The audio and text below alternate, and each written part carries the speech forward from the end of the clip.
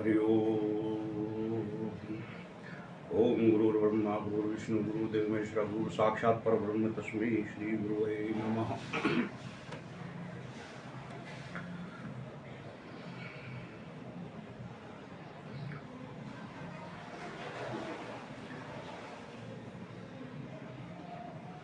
आज मैं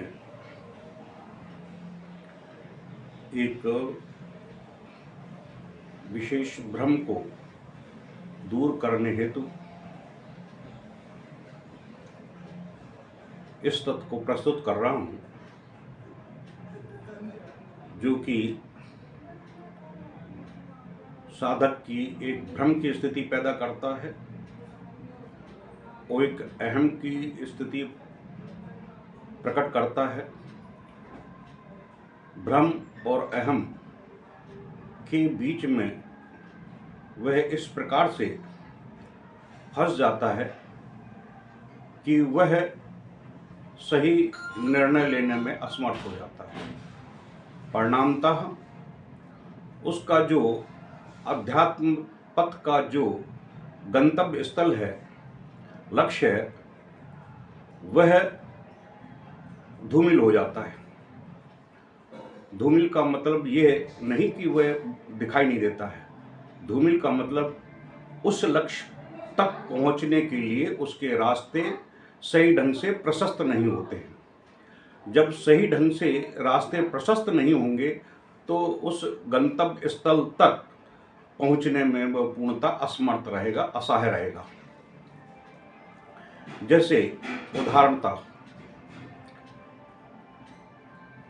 एक बालक है, उसने अपना जीवन का लक्ष्य बना लिया कि मुझे इंजीनियर और डॉक्टर बनना है या मुझे पीएचडी करनी है।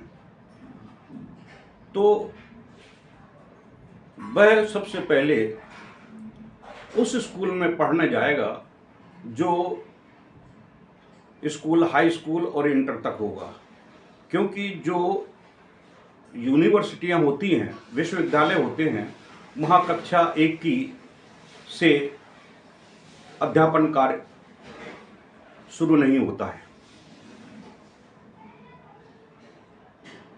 इसलिए उसको सबसे पहले उन स्कूलों और विद्यालय में एडमिशन लेना पड़ेगा, उन गुरुओं के सानिध्य ग्रहण करना पड़ेगा जहां उसे बेसिकली एजुकेशन प्राप्त हो सके।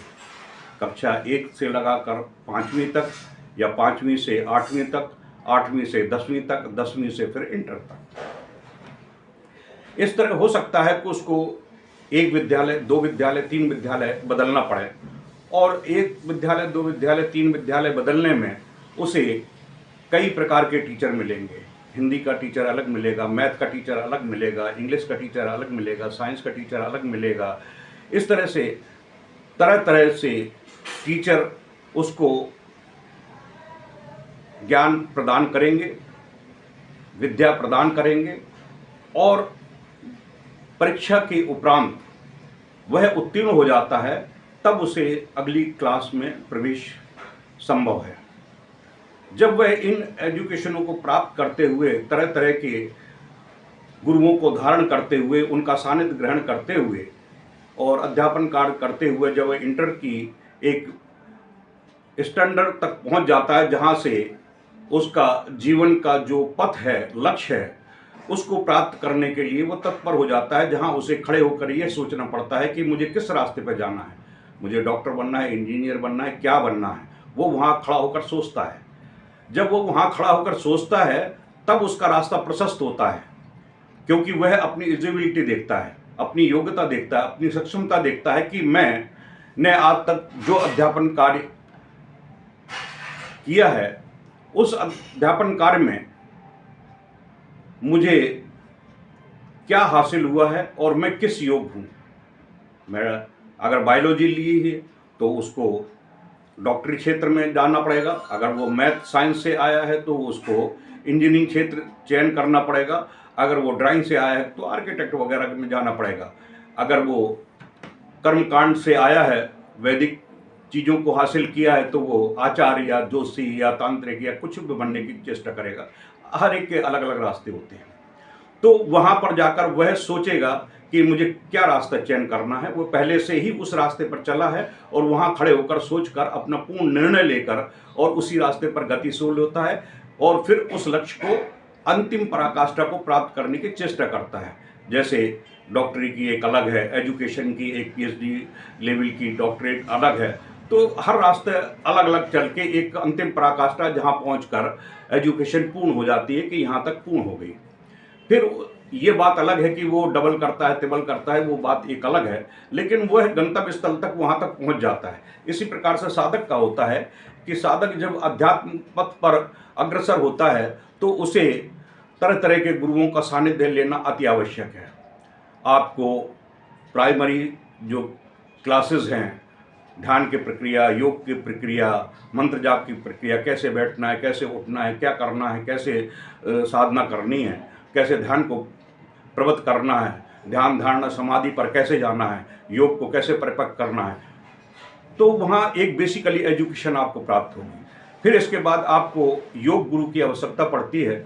वह योग गुरु जो पूर्ण सक्षम हो, योग में दक्ष हो, जो आपकी सांस प्रक्रियाओं को समझा सके, आपके शरीर में कितनी हजार नाड़ियां हैं उनका समझा सके, आपके शरीर में कितनी नाड़ियों में कितनी प्रधानता है उनको समझा सके, उन प्रधान नाड़ियों में से मुख्य नाड़ियां कौन सी हैं जो आपके शरीर में ओजस्वता तेजस्वता प्रदान करती हैं, जिसके माध्यम से कुंडली ऊर्ध्वगामी होते हुए अब आपके मूलाधार, स्वादिष्टान चक्र और मणिपुर चक्र और अनाहत चक्र, विशुद्ध चक्र और आज्ञा चक्र को भेदते हुए सहस्त्रार को स्पर्श करती हैं, जहाँ उसको त्रिकाल दर्शकता प्राप्त होती है। उसका अनाहत चक्र जब जागृत होता है तो टेलीपैथी स्वतः ही सिद्ध हो जाती है, ब्रह्मांड में हो रही घटनाओं में वह हस्तक्षेप करने की प्रक्रिया में सक्षम हो जाता है।